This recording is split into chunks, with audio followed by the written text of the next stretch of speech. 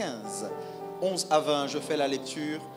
C'est Jésus qui parle. La Bible dit, il dit encore, un homme avait 2 fils. Le plus jeune dit à son père, mon père, donne-moi la part de bien qui doit me revenir. Et le père leur partagea son bien. Peu de jours après, le plus jeune fils, ayant tout ramassé, partit pour un pays éloigné où il dissipa son bien en vivant dans la débauche. Lorsqu'il eut tout dépensé, une grande famine survint dans ce pays et il commença à se trouver dans le besoin. Il alla se mettre au service d'un des habitants du pays qu'il envoya dans ses champs garder les pourceaux. Il aurait bien voulu se rassasier des carouges que mangeaient les pourceaux, mais personne ne lui en donnait. Étant rentré en lui-même, il se dit, combien de mercenaires chez mon père ont du pain en abondance, et moi, ici, je meurs de faim. Je me lèverai, j'irai vers mon père et je lui dirai, mon père, j'ai péché contre le ciel et contre toi. Je ne suis plus digne d'être appelé ton fils. Traite-moi comme l'un de tes mercenaires. Et il se leva et alla vers son père. Comme il était encore loin, son père le vit et fut ému de compassion. Il courut se jeter à son cou et le baisa. Père, donne clarté et précision à mes propos. Fais-le à la gloire de ton nom. Et je promets de te rendre toute la gloire au nom de Jésus. Amen. Prenez place si vous le pouvez. Merci beaucoup.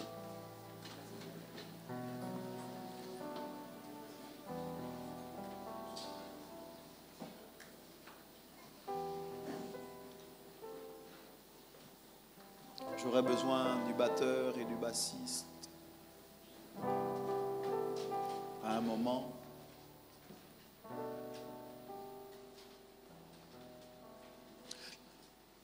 La cellule familiale est cet endroit où Dieu, où l'enfant grandit en ayant devant ses yeux des modèles. J'ai bien compris, et les psychologues, du moins, sont nombreux, qui s'accordent avec cette pensée, que l'un des fléaux de la société, c'est l'absence d'un père pour un enfant. Je suis conscient que le discours de ce matin va provoquer beaucoup d'émotions. Mais c'est ma responsabilité en tant que berger de m'assurer que la voix de Dieu qui émane du trône de la grâce se fasse entendre. Ce matin, j'aimerais vous faire remarquer que ne pas avoir de père dans sa vie provoque un profond déséquilibre. Lorsque Dieu nous crée, les premières personnes qui jouent le rôle de modèle à nos yeux, ce sont nos parents. Père, mère. Si Dieu nous a fait grâce, nous grandissons dans un environnement où nous avons des aînés, des grands frères, des cousins. Mais personne ne peut prendre la place d'un père ou d'une mère.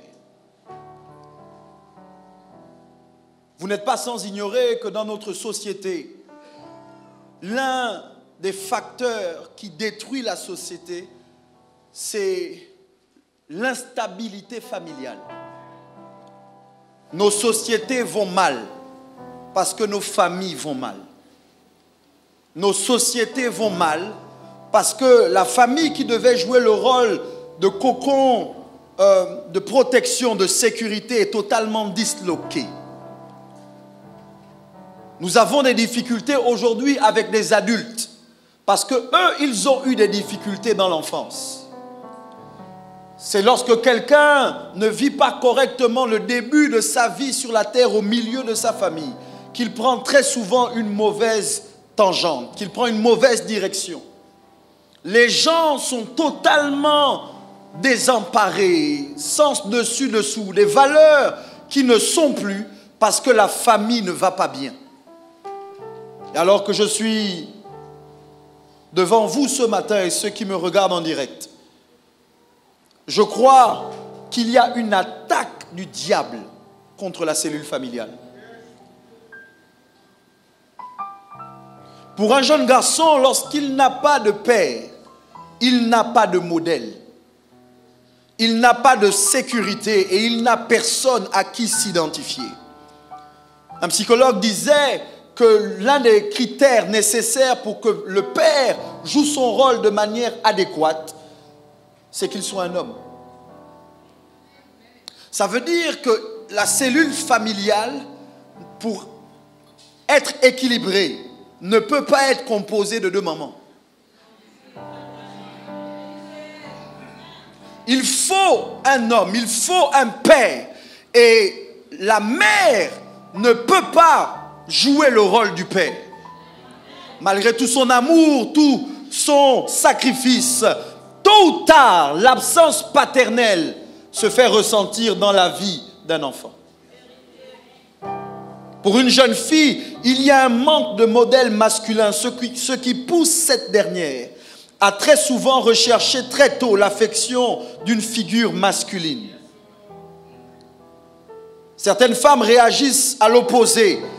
À cause de ce manque, elles s'endurcissent et font le choix de dire « Sans homme dans ma vie, je réussirai ». Mais cette réalité intérieure a des implications dans la vie de couple et dans le relationnel quotidien des êtres humains que nous sommes. Il y a un besoin criant de père dans notre société. Les rues sont pleines d'orphelins. Quand vous voyez quelqu'un vous attaquer et dire « Je vais te saigner, donne-moi ton argent, un braqueur », c'est parce que vous avez là en face de vous quelqu'un qui n'a pas eu de père. Lorsque vous voyez une jeune fille au bord de la rue en train de prévaloir ou de faire valoir son corps pour avoir de l'argent, vous avez en face de vous une fille, une femme qui a vécu une absence paternelle. Nos bureaux sont pleins d'orphelins. Nos familles sont pleines d'orphelins. Nos églises sont pleines d'orphelins.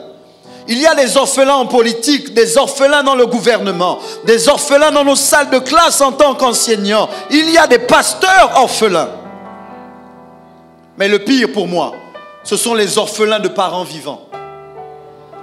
Leurs parents sont vivants, mais ils vivent comme des orphelins.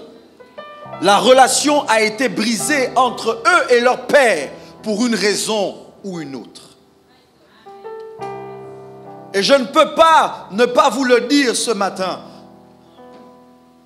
Il y a un besoin dans notre société pour que les pères retrouvent leur place, pour que les pères jouent leur rôle.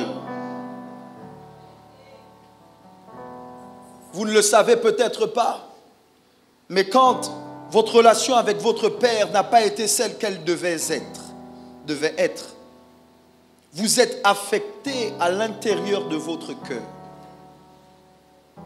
Vous avez du mal avec l'autorité. Vous avez du mal avec le fait que quelqu'un vous guide, que quelqu'un vous dirige, que quelqu'un vous enseigne. Vous avez du mal à vous soumettre. Beaucoup de personnes, parce que le père a été absent, se sont faites elles-mêmes.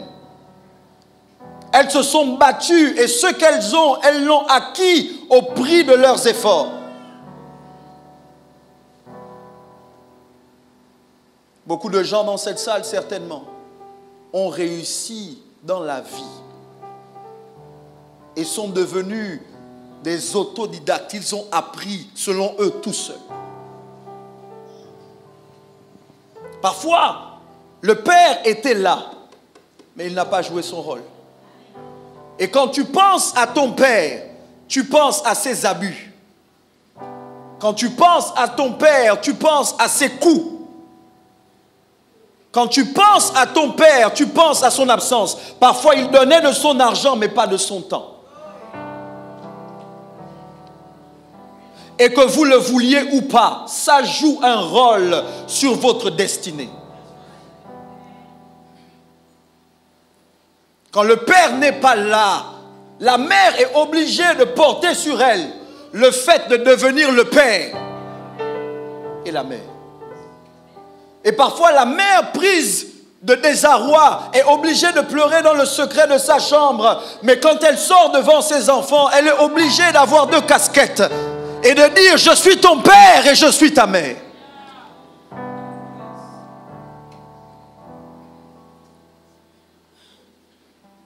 Conscient de cette réalité, c'est à vous ce matin que je veux m'adresser. Ceux qui ont eu la grâce d'avoir des parents qui ont joué leur rôle, bénissez Dieu. Bénissons Dieu. Vous avez eu la grâce d'avoir un père qui était là et une mère qui était là. Je ne parle pas de biens matériels, je parle du fait qu'ils soient là. Des gens qui vous ont élevé, des gens qui vous ont éduqué, des gens qui vous ont montré la ligne de conduite à tenir, des gens qui étaient assez remplis d'amour envers vous pour vous protéger, mais aussi assez pères et assez mères pour vous dire: voici la limite, vous devez bénir Dieu. Beaucoup de gens, malheureusement, lorsqu'ils sont face à des parents qui leur indiquent la limite, ont le sentiment qu'ils ne veulent pas leur bien. Mais j'ai découvert qu'un enfant qu'on aime, on ne lui permet pas de faire tout ce qu'il veut. Un enfant qu'on aime, on lui donne un couvre-feu. Un enfant qu'on aime, on lui donne des limites. Un enfant qu'on aime, on lui rappelle qu'ici, tu es chez tes parents. Et quand tu voudras faire comme tu veux, tu le feras chez toi. Mais tant que tu vis sous mon toit, il y a des règles que tu devras respecter. Un enfant qu'on aime, on lui dit: on ne répond pas à sa mère. Un enfant qu'on aime, on lui dit: quand tu es face à des adultes, il y a une façon de se comporter. Touche quelqu'un à côté de toi, dis-lui: il y a un besoin d'éducation dans notre société.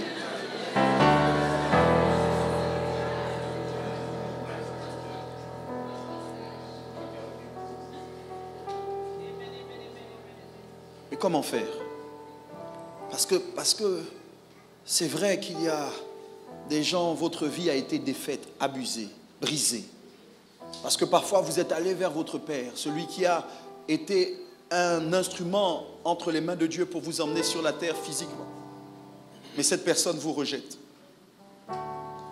Quelqu'un vers qui vous allez régulièrement, c'est toi qui appelles, mais à chaque fois, il refuse de décrocher. Comment faire lorsque la famille, la cellule familiale a été disloquée? Papa à gauche, maman à droite et toi au milieu.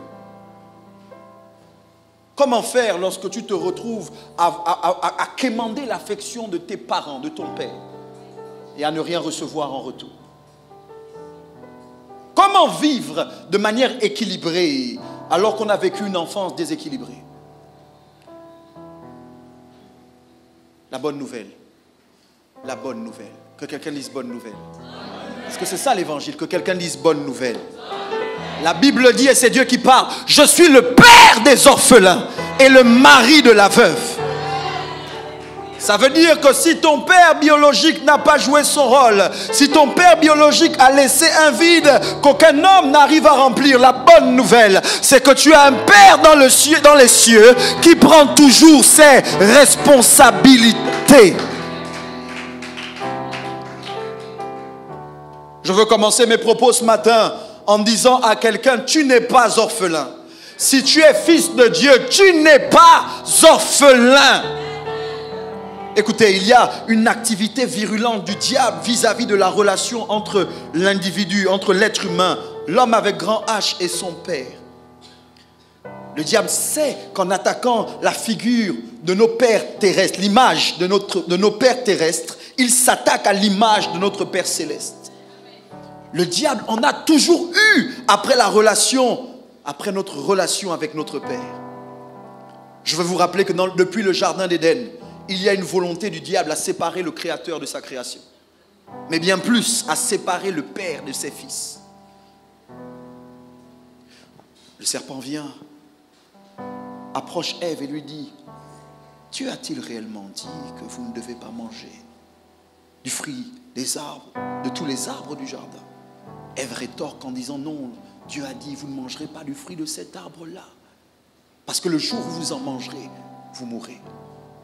Satan, pour emmener Ève à manger le fruit, lui dit ceci: vous ne mourrez pas. Dieu sait que le jour où vous mangerez, vos yeux s'ouvriront, vous serez comme lui. Ça veut dire que pour pouvoir changer le regard d'Ève sur le fruit, il a d'abord dû changer le regard d'Ève sur Dieu. Quand le diable veut t'emmener à consommer ce que tu ne dois pas consommer, il s'attaque à l'image de ton Père. Il s'assure de faire descendre, de dégrader l'image du Père. C'est à cause de ça que la Bible appelle l'accusateur. C'est vrai qu'il est l'accusateur des frères, mais depuis la Genèse, il est l'accusateur du Père. Matthieu 7, 11, voici ce qu'il est écrit. Si donc méchants comme vous l'êtes, vous savez donner de bonnes choses à vos enfants, à combien plus forte raison votre Père qui est dans les cieux donnera-t-il de bonnes choses à ceux qui les lui demandent? Ce texte est très fort, parce que si ton Père a été méchant sur la terre, ton Père qui est dans les cieux est bon. Quand ton voisin ne dit pas Amen, dis Amen à sa place, ça va l'aider. Le Fils, Jésus, arrive pour nous présenter le Père. En fait, Jésus n'est pas venu pour nous présenter Dieu. Jésus est venu pour nous présenter le Père. Tu n'as pas besoin de Jésus pour être créature de Dieu, mais tu as besoin de Jésus pour être enfant de Dieu. Jean 1, le verset 12 à 13, la Bible dit: mais à tous ceux qui l'ont reçu, à ceux qui croient en son nom, elle a donné le pouvoir de devenir enfants de Dieu, lesquels sont nés non du sang, ni de la volonté de la chair, ni de la volonté de l'homme, mais de Dieu. Nous ne devenons pas fils de Dieu par la chair. Ce n'est pas parce que tu es né de tes parents biologiques, pas parce que tu es né dans une famille chrétienne, pas parce que ton père ou ta mère sont chrétiens que tu es chrétien. Tu deviens fils de Dieu par la volonté de Dieu et par la foi en Jésus. Galates 3, 26 dit: car vous êtes tous fils de Dieu par la foi en Jésus-Christ. Est-ce que vous m'entendez ce matin? Permettez-moi là de dire à quelqu'un: c'est pour ça que tu ne peux pas être loin de Dieu, loin du Père. Parce que tu as besoin d'une couverture. Écoutez, lorsque les gens disent tous les chemins mènent à Rome ou tous les chemins mènent à Dieu, c'est vrai. Il y a plusieurs chemins qui mènent à Dieu, mais il y a un seul chemin qui mène au Père. C'est Jésus-Christ. Ça veut dire que quand tu refuses Jésus, tu refuses le Père. Tu ne refuses pas Dieu. Tu refuses le Père. J'aimerais que quelqu'un crie: si tu es fils de Dieu, si Christ est dans ta vie, crie: je ne suis pas orphelin. Je ne suis pas orphelin. Non, c'est important que tu le fasses sortir du plus profond de tes entrailles. Quand Satan veut te faire croire que tu es seul, je veux que tu cries: je ne suis pas orphelin. Je ne suis pas orphelin. Tu as un Père dans les cieux qui ne sommeille ni ne dort. Même si les gens t'abandonnent, lui, il ne t'abandonnera jamais. Jamais je ne t'abandonnerai. Jamais je ne te délaisserai. Dieu le Père veille sur toi. C'est lui qui guide tes pas. Il est capable de te prendre là où tu es et de te positionner là où il te veut. Que quelqu'un dise: je ne suis pas orphelin.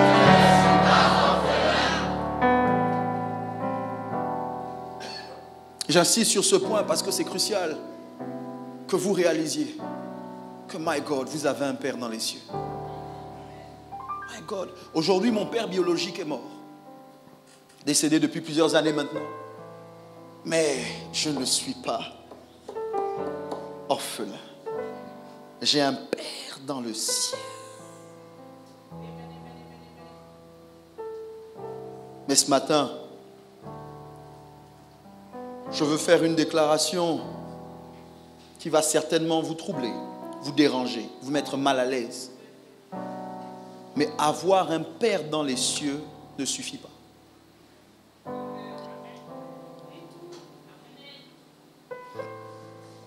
Écoutez-moi s'il vous plaît. S'il vous plaît. il y a des choses qui ne dépendent pas des cieux mais de la terre. L'histoire que j'ai lue avec vous dans Luc 15. Je reprends juste le verset 18. Voici ce que ce jeune homme dit. Il dit, je me lèverai, j'irai vers mon père et je lui dirai, mon père, j'ai péché contre le ciel et contre toi. Voici un jeune homme qui est sorti de chez lui et qui avait de l'argent. Il se retrouve à un moment dans la famine, n'ayant plus rien, et au service de quelqu'un, mais pendant qu'il est en train de servir et qu'il n'arrive plus à se nourrir, le jeune homme considère que là, s'il veut sortir de là, il faut qu'il fasse un retour chez son père. Écoutez-moi, c'est crucial parce qu'il ne dit pas j'irai à la maison. Il dit j'irai vers mon père. Parce que la maison peut être un endroit physique où vous habitez, mais j'ai découvert qu'en réalité, la maison, on peut la changer, tu peux déménager. Aujourd'hui, tu habites dans tel quartier, tu peux habiter dans un autre quartier. Aujourd'hui, tu as une maison de 3 chambres, tu peux avoir plus tard une villa de 15 chambres. Mais si tu peux changer de maison, tu ne peux pas changer de père.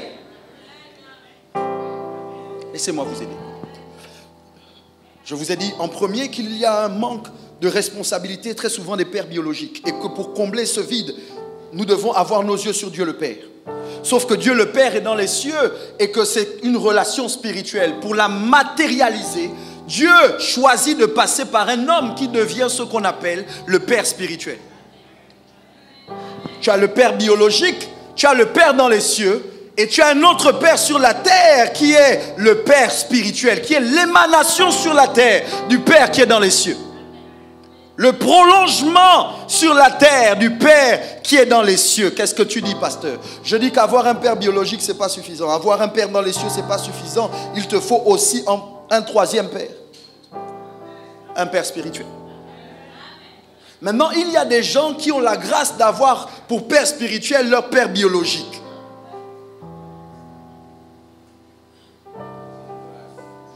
Mais pour la plupart d'entre nous, nous avons notre Père biologique, nous avons notre Père céleste et nous avons notre Père spirituel qui est terrestre.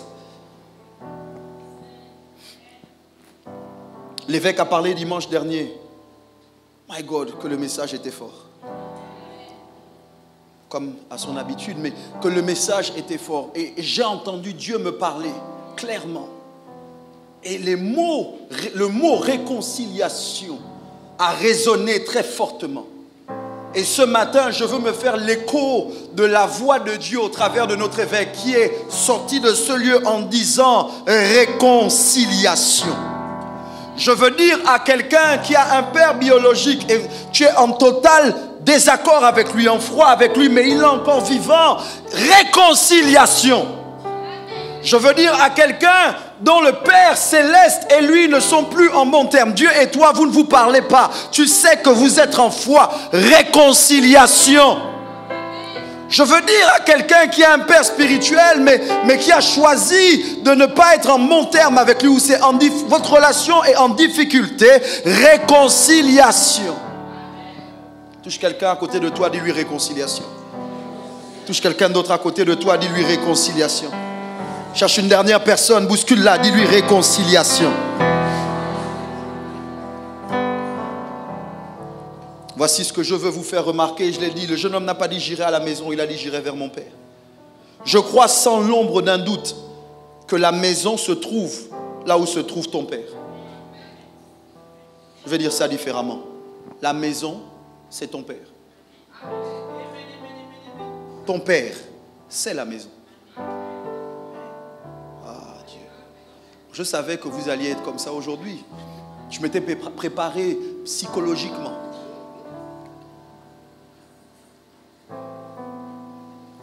La maison, c'est papa. Papa, c'est la maison. Et donc le jeune homme dit, j'irai vers mon père. Parce qu'il est conscient que s'il repart vers son père, c'est qu'il est reparti à la maison.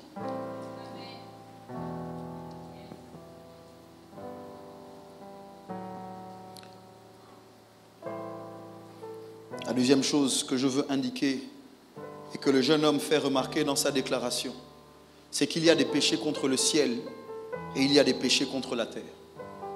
Des péchés contre le ciel et des péchés contre le Père. Ce jeune homme comprend que pour pouvoir recevoir le pardon, suivez-moi, je vais descendre.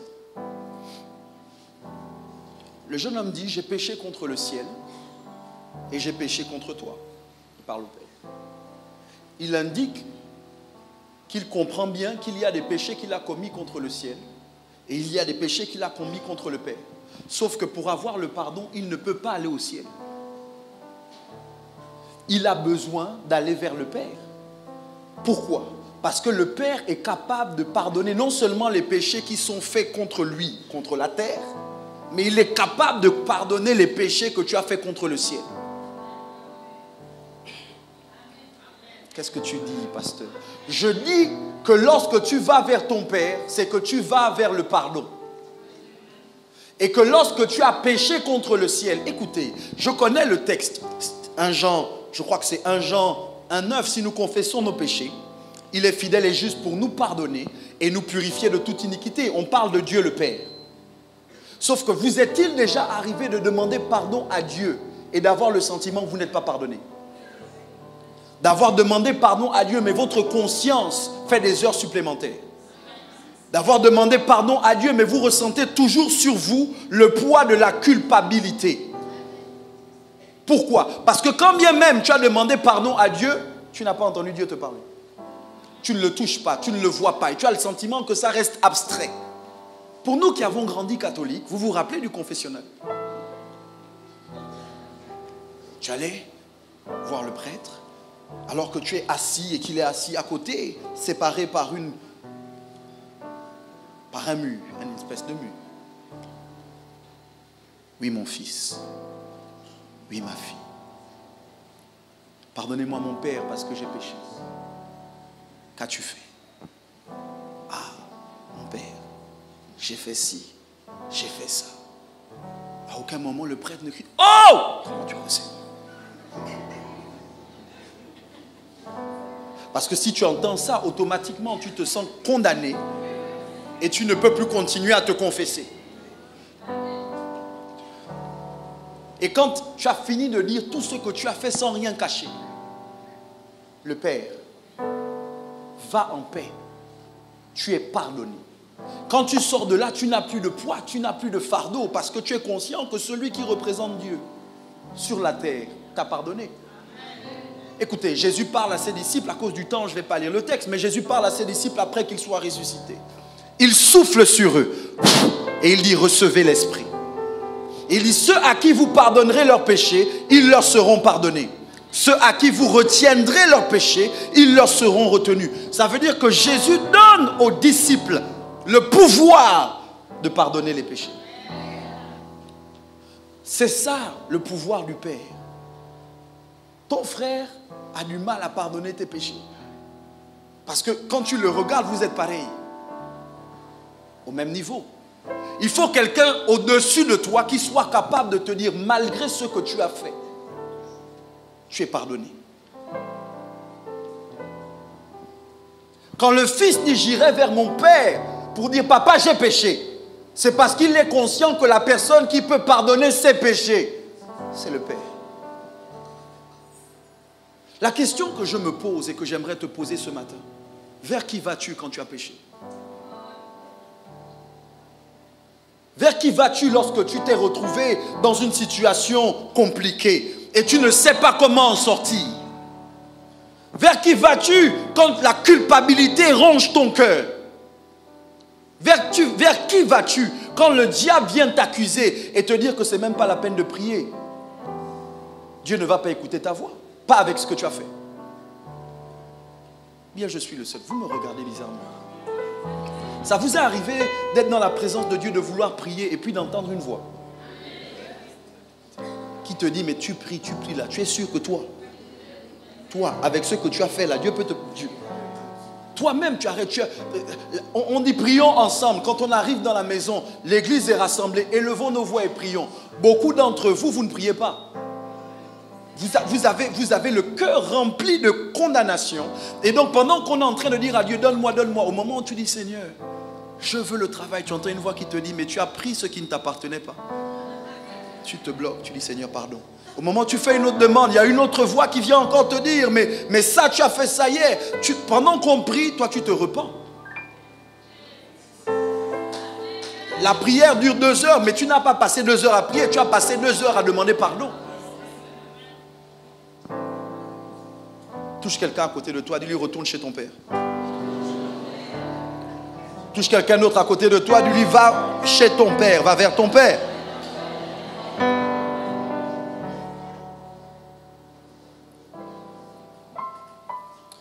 Ce jeune homme, son père était en vie. C'est pas que son père était mort, son père était vivant. Qu'est-ce qui justifie que des gens, malgré le fait qu'ils aient un père, vivent comme s'ils n'en avaient pas? Il me reste quelques minutes, mais avant, laissez-moi vous indiquer que vous ne devez pas croire que tous ceux qui s'éloignent de leur père sont mauvais. Parce que ce n'est pas vrai.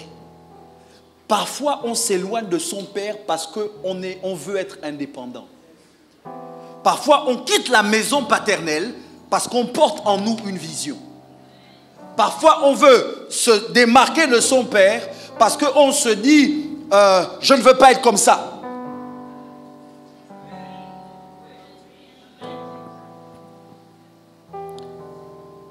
Maintenant, je m'adresse à vous et à ceux qui me regardent en direct. Vous êtes ici dans la maison et la plupart d'entre vous, vous dites avec fierté, j'ai un père biologique, j'ai un père céleste. Et certains même, vous dites, vous allez loin, vous dites, je connais mon père spirituel. Sauf que la plupart d'entre vous qui dites ça, vous vivez comme des orphelins. Comment savoir, pasteur, que je suis orphelin? Comment savoir que je vis comme un orphelin? La première chose, ou la première indication que je peux te donner, c'est que tu as quitté physiquement la présence de ton père. Tu t'es éloigné physiquement de ton père. Vous ne vous parlez plus. Là, je parle des 3 pères. Vous ne vous parlez plus, les 2 pères. Vous ne vous parlez plus. Tu es loin. La séparation a vraiment eu lieu.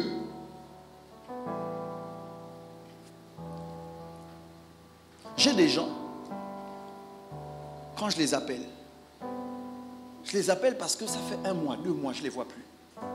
Quand je dis je ne les vois plus, ce n'est pas forcément dans l'église, c'est dans ma présence. Et puis je me rends compte que là, la personne, elle fait ça. Vous savez, non, elle esquive. On va se voir, non, je t'appellerai.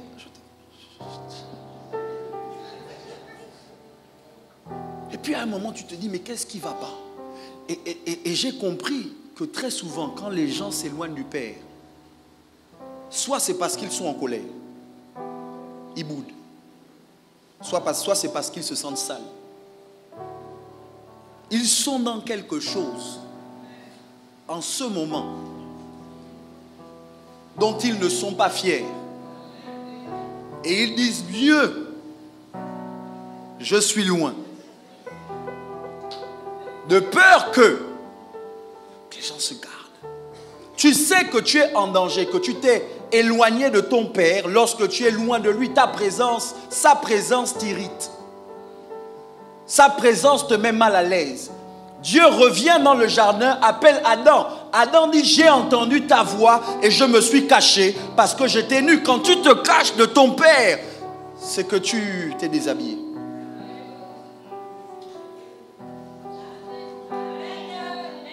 La deuxième chose, le deuxième indicateur qui doit te permettre de réaliser que tu t'es éloigné de ton Père, c'est que tu n'as plus ce avec quoi tu as commencé. Quand le fils, le jeune homme, est chez son père, dans la maison de son père, il a l'héritage. Dès qu'il sort de chez son père, l'héritage diminue au fur et à mesure. Pourquoi? Parce que lorsque tu te déconnectes de ton père, tu te déconnectes de la source. C'est un peu comme une voiture qui a fait le plein de carburant, mais qui à un moment va tomber en panne sèche si elle ne se reconnecte pas d'une manière ou d'une autre à une autre station-service. Est-ce que quelqu'un m'entend ce matin? Ça veut dire que lorsque tu te rends compte que tu es en panne sèche, c'est que tu t'es déconnecté de ton Père. Quand tu es en chute libre dans tes affaires, dans tes relations, dans tes finances, va vers ton Père. Si tu reconnais que ça ne va pas dans ta vie, va vers ton Père. Les humains sont bizarres. Ta propre voiture, tu fais le plein d'essence régulièrement, ou bien tu mets 10 000, 10 000, 10 000 ou 5 000, 5 000 pour que ça tienne. Mais ta propre vie, tu n'es pas d'accord de la ressourcer. Tu n'es pas d'accord de te connecter de temps à autre. Est-ce qu'il y a quelqu'un qui m'entend ce matin? Le troisième indicateur qui révèle que tu es déconnecté de ton Père, c'est que tu fais une succession de mauvais choix. Quand tu as des biens, tu as des amis. Mais quand tu n'as plus rien, tu es seul. Va vers ton Père. Parce que si tu as des amis qui ne sont avec toi que pour ce que tu as, ton Père est avec toi pour toi. Va vers ton Père.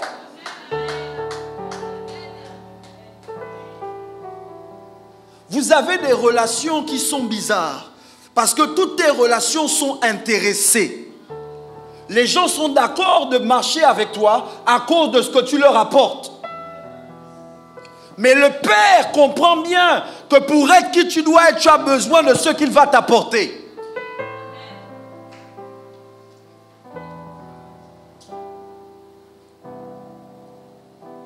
Tu fais des mauvais choix relationnels, les mauvais choix en affaires. Tu prends plus de mauvaises décisions que de bonnes. Va vers ton Père. Quatrième indicateur, tu as un employeur, mais tu n'as pas de père. C'est-à-dire que tu as un chef, mais tu n'as pas de père. Tu as un mentor, mais tu n'as pas de père. Tu as un coach, mais tu n'as pas de père. Va vers ton Père. Voici le jeune homme qui a quitté la maison de son père et qui est maintenant au service d'un des habitants du pays. Vous savez que vous n'êtes pas chez votre père, ou que ce monsieur-là, ce n'est pas votre père. Comment?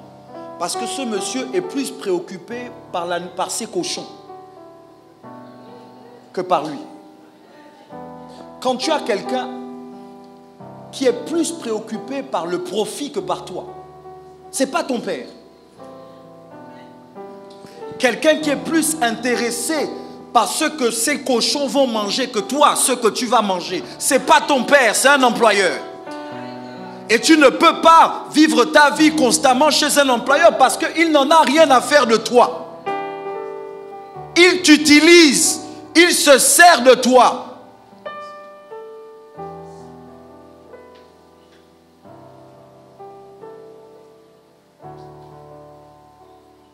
Il préfère donner à manger à des animaux qu'à toi. Mais quand on te traite mal, va vers ton Père. Qu'est-ce que tu gagnes à rester à côté de gens qui, tu as faim, ils te disent ne touche pas à la nourriture de mes cochons. Des gens qui te donnent le sentiment que tu n'as pas de valeur.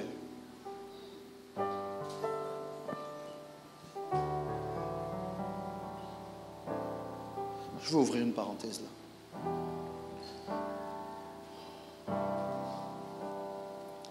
Régulièrement, je parle aux femmes dans le cours de mes entretiens qui viennent me voir. Dis, pasteur, je l'aime. Pasteur, c'est lui. Je dis, comment tu sais que c'est lui? Pasteur, il est mignon. Pasteur, il est beau. Pasteur, il a une situation sociale. Pasteur, il m'aime. Je dis, d'accord. Ok, tous ces éléments-là, je n'en disconviens pas. J'ai dit, mais est-ce que tu es consciente que le monsieur ou le jeune homme que tu es en train de choisir, tu le choisis pour être ton chef? Ça veut dire quoi? Ça veut dire qu'une fois que vous êtes mariés, tu devras lui être soumise. Elle me dit, oui, pasteur, je sais. J'ai dit, est-ce que tu es d'accord de te soumettre à lui? Elle me dit, pasteur, il va changer. Ça veut dire que dans son esprit, elle veut se soumettre à l'homme qu'il va devenir. Pas qu'il est, mais elle est déjà d'accord de l'épouser aujourd'hui. Et je lui ai dit, sœur, non, ma fille, non, il ne faut pas faire ça. Elle me dit, mais je l'aime. J'ai dit, ce n'est pas suffisant. Parce qu'on ne se marie pas seulement par amour, mais par destinée. À cause du destin. Attendez. Et je lui dis, bon, d'accord, j'ai compris, tu l'aimes. J'ai dit, mais le jour où ça ne va pas aller, tu vas faire comment? Elle me dit, pasteur, je vais prier. Parce qu'elle est consciente que si son chef ne l'écoute pas, parce que c'est son chef, elle va voir le chef de son chef. Parce qu'à ses yeux, le chef de son chef, c'est Dieu. Le problème, c'est que ce gars-là ne reconnaît pas Dieu comme son chef.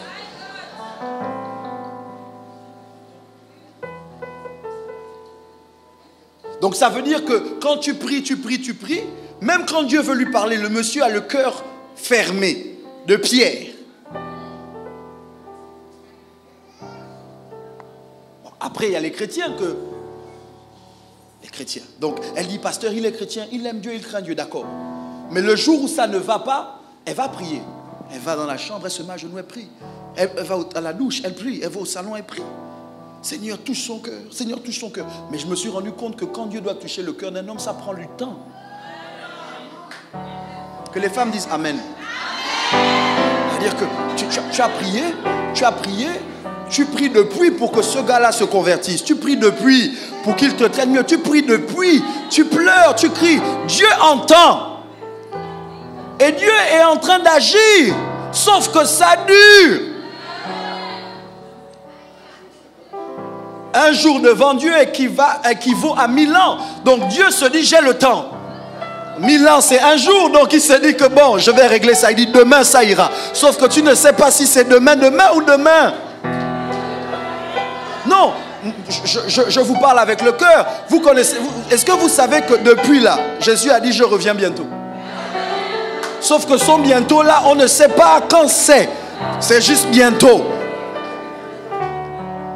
Ça, vous savez quel est le secret ou quelle est la voie de sortie de ça là? C'est que ton mari est un père spirituel. Et quelqu'un d'autre que Dieu au-dessus de lui. Je disais aux gens du premier culte, mon épouse et moi, si les femmes n'aiment pas qu'on leur dise ça, bon, c'est moi qui ai le micro. Dans la maison, il y a combien de chefs dans la maison? D'accord. Donc très souvent, lorsque les hommes sont dépassés par les femmes, c'est pas elles forcément, mais je parle des femmes en général, lorsque les hommes sont dépassés par les femmes et que la femme veut monter sur la tête, faire des trucs bizarres. Hey! Ici, c'est moi le chef. Vous avez déjà entendu ça, non? C'est là où le cœur de la femme se tord, se plie, se casse. Tu veux ça parce que je veux retourner chez mes parents. Donc bref, okay, ici c'est moi le chef. Okay, je ne parle pas de toi. Ici c'est moi le chef. Ok? Non, suivez, je ne parle pas d'elle, pour de vrai. Mais, si on est en désaccord, elle et moi, elle va prier. Elle va aller parler à Dieu. Parce que à ce moment-là, je fais la sourde oreille, je ne veux pas entendre. Elle va parler à Dieu. Quand elle va parler à Dieu, Dieu parfois vient dans mon rêve, parfois s'il veut. S'il ne veut pas, parce que je considère que quand je suis quand même serviteur de Dieu, j'entends Dieu et tout, je peux être convaincu que j'ai raison. Et tous les sons, je les interprète en ma faveur. Toutes les paroles prophétiques sont interprétées en ma faveur. Elle dit, dès que je vois un nuage, je dis, c'est Dieu qui parle. Il dit, soumets-toi femme, soumets-toi. C'est en ma faveur. Mais maintenant, si elle est passée et qu'elle se dit, là, il n'écoute pas, elle va voir mon père. Quand elle va voir parce que j'ai un père, quand elle va voir mon père et qu'elle dit à mon père, voilà, mon père écoute et que mon père juge. Mon père m'appelle. Je parle de l'évêque. Mon père m'appelle. Et il va dire, fils, voici, c'est vrai que, mais, fait. Quand je sors de là, que j'ai raison, que j'ai tort, je fais. Pourquoi? Parce que je peux me tromper sur la voie de Dieu. Je ne peux pas me tromper sur la voie de mon père. Je vais vous redire ça. Quand Dieu me parle, je peux penser que c'est la pizza, je peux penser que c'est le diable. Mais quand mon père me parle, il n'y a plus d'ambiguïté. Les choses sont claires. J'obéis. Moi, mon problème, c'est toi. Toi-même, tu es orphelin. Tu n'as personne qui soit capable de te parler et quand tu as écouté sa voix, tu t'alignes. Mais en plus, tu vas encore chercher quelqu'un qui est comme toi, qui n'a pas de père, qui n'écoute personne. Donc maintenant, quand vous deux, vous faites un couple de rebelles et que tu dis vraiment, il n'écoute pas, tu pleures, tu pries, tu viens même voir ton pasteur. Le problème, c'est que ton pasteur n'est pas son père. Il ne reconnaît pas l'autorité de ton pasteur. On va lui dire, ah monsieur, venez, je voudrais vous recevoir. Elle dit, pardon, c'est vous tous qui détournez les femmes des autres. Ça dit qu'il est convaincu qu'on veut gaspiller ton couple parce qu'il n'a pas de père. Touche quelqu'un à côté, fâche-toi. Dis-lui, va vers ton père, va vers ton père.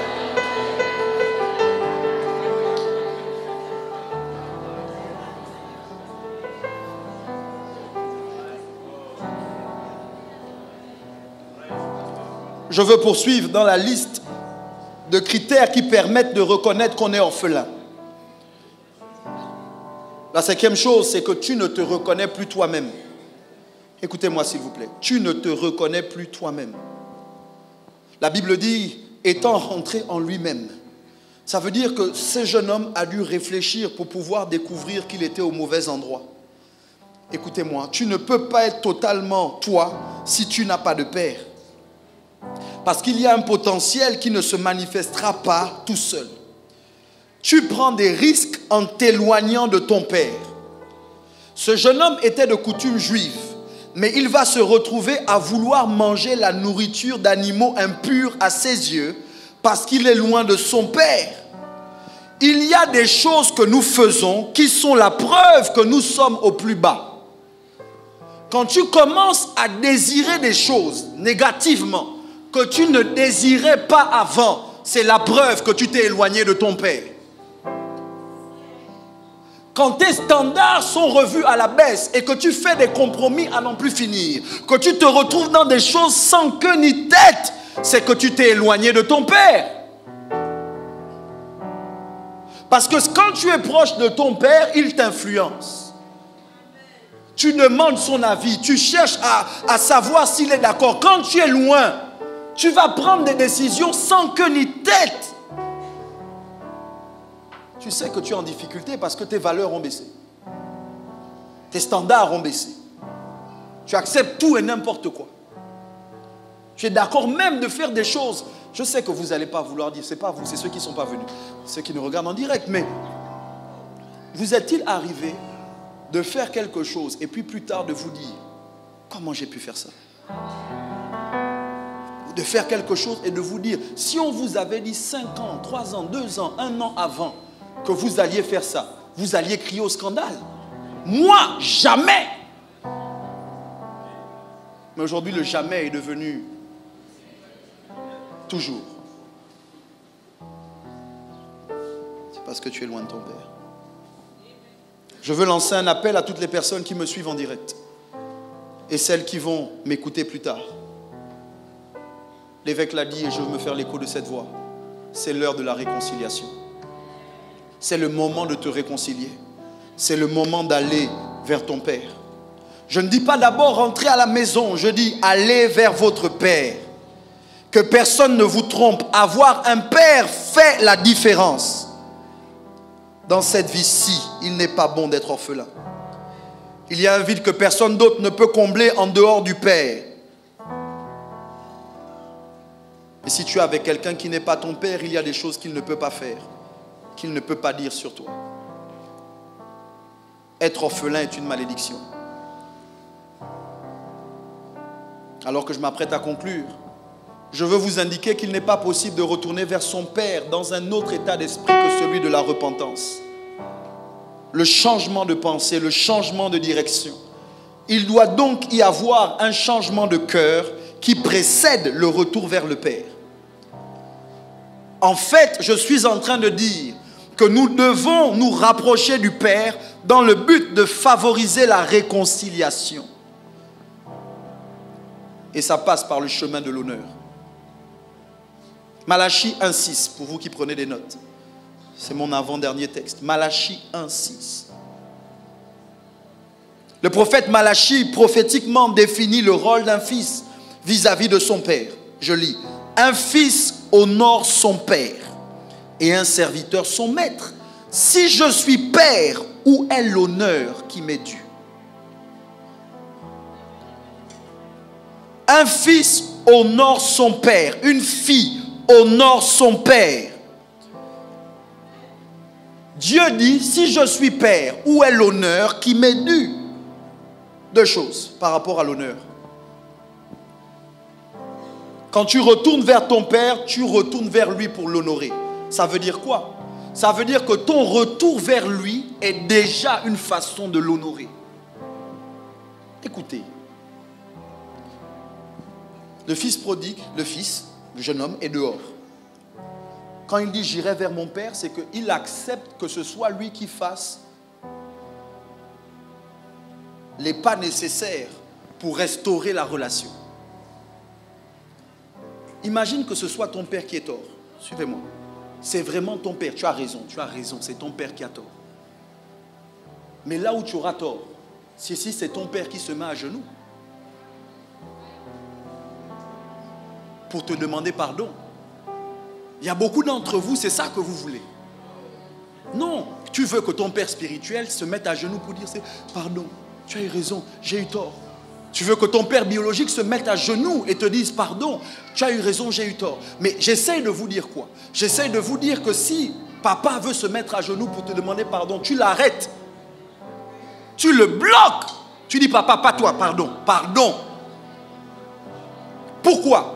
Parce que si ton père doit te bénir, il doit rester au-dessus de toi. Si ton père doit te bénir, ce n'est pas à lui de s'abaisser. C'est-à-dire que parfois, tu dois reconnaître quand le père demande pardon. Vous savez, les pères sont attachés à l'honneur. Et même quand ils ont mal fait, ils ont une façon de demander pardon qui nous énerve parfois. Parce que ce n'est pas vraiment ils demandent pardon. C'est genre, tu te dis, parfois, il va t'appeler. Et puis il va te dire, depuis tu m'ignores, tu ne veux pas voir ton père. Quand il a fait ça, toi dans ton cœur tu veux dire, mais non, je ne veux pas, je ne veux pas. Mais là, il a déjà fait le pas. Mais toi tu veux qu'il te dise, ma fille vraiment tu as eu tout. Reviens à la maison. Tu me manques. Jamais. Faut pas laisser ça. C'est pas bien s'il pleure pour toi, c'est pas bien. Donc ton retour vers lui, c'est déjà une façon de l'honorer. C'est de dire, papa, toi, ne t'abaisse pas. Papa, toi, ne t'abaisse pas. Laisse-moi m'abaisser. La deuxième chose, en parlant de l'honneur, c'est que quand tu repars vers lui, ton retour, c'est l'honneur. Tu l'honores. Mais quand tu repars, tu dois repartir pour l'honorer. Ça veut dire quoi? Tu ne repars pas pour avoir raison. Tu ne repars pas pour discuter. Tu ne repars pas pour faire ressortir le passé et dire « Moi, je suis parti parce que tu avais fait ça. Si tu n'avais pas fait ça, je ne serais pas parti. »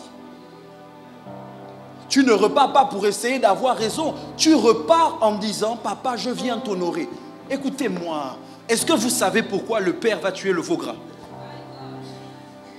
Le père va tuer le veau gras parce que le fils rentre. Mais c'est un message qu'il envoie aux voisins. En tuant le veau gras, le père annonce que le fils qui était parti est revenu. Mon fils qui était mort est revenu à la vie. Est-ce que je peux choquer quelqu'un? Il me reste 2 minutes. Certains, quand vous partez, vous faites du bruit. Facebook sait, Instagram sait, Twitter sait, les voisins savent. Maintenant, quand tu reviens, tu cherches la plus petite porte. Et là, tu veux dire, comme on est, comme on a le père qu'on a, comme on est, comme on est.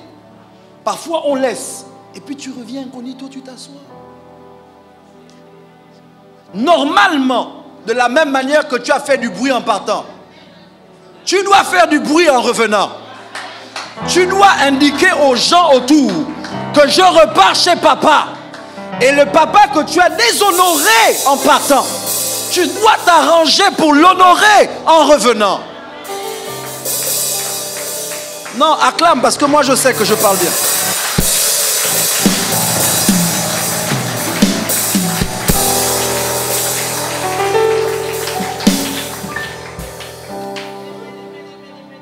Quand Dieu m'a parlé prophétiquement, Dieu m'a dit de libérer dans l'atmosphère ces paroles parce que, et j'annonce, je vois un retour au Père. Je vois des gens qui vont revenir vers leur Père. Je vois des gens revenir vers leur Père. Je veux me faire l'écho de la voix de mon évêque, de mon Père. J'annonce la réconciliation. Réconciliation entre les enfants et le Père. C'est ce mandat que j'ai senti sur moi prophétiquement. Malachi dit, avant le retour de l'Éternel, ce grand jour, Dieu enverra son prophète, Dieu enverra Élie, qui ramènera le cœur des enfants vers les pères et le cœur des pères vers les enfants. Cette année 2020 sent bon.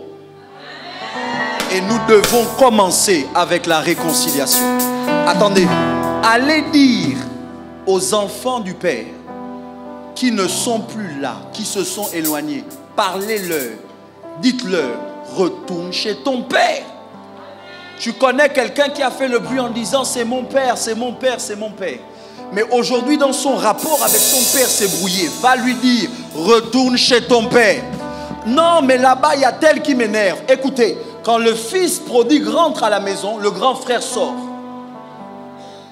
Si ton retour fait sortir quelqu'un, c'est son problème. Si ton retour met quelqu'un mal à l'aise, c'est son problème. Toi, tu sais, on ne t'a pas dit retourne chez ton frère, on t'a dit retourne chez ton père. Est-ce que vous savez qu'il y a des frères dans la famille qui énervent? Pourquoi vous faites ça? Il y a des gens, on a le même père, mais il énerve. Elle énerve. Elle est bizarre, il est bizarre. Mais ne laisse pas ton frère t'éloigner de ton père. Prophétiquement. Yes, Lord, I heard you. Éternel, mon Dieu, par ta parole, je mets en mouvement dans l'atmosphère. Éternel, mon Dieu, les convictions nécessaires pour que les cœurs soient ramenés au Père. Père, donne des ordres à tes anges. Que des gens commencent à perdre la paix là où ils sont. Si là où ils sont, ce n'est pas chez leur Père. Éternel, mon Dieu, qu'il y ait des retours vers leur Père. Éternel, des retours au Père. Qu'il en soit ainsi et pas autrement. Au nom de Jésus-Christ. Amen.